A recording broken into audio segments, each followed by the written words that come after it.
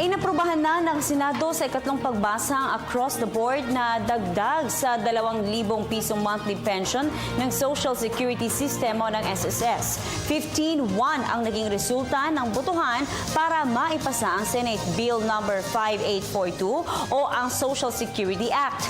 Tanging si Minority Floor Leader Senator Juan Ponce Enrile ang kontra sa pagpasa ng naturang panukala dahil ayon sa kanya, ang pagkakaloob ng dagdag sa pensyon ng 1.9 million pensioners ay posibleng malugi ang SSS. Sinabi naman ng chairperson ng Senate Committee on Government Corporations and Public Enterprises na si Senadora Cynthia Villar, panahon na para mabigyan ng maayos na pamumuhay ang mga retirado at ang kanilang pamilya.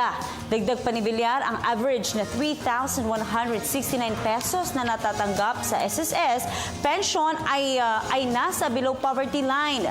Sa ilalim ng nasabing panukala, ang mga tumatanggap ng minimum na 1,200 pesos na buwan ng pensyon ay magiging 3,200 pesos na at ang 3,169 pesos naman ay madagdagdagan din ng 2,000 piso.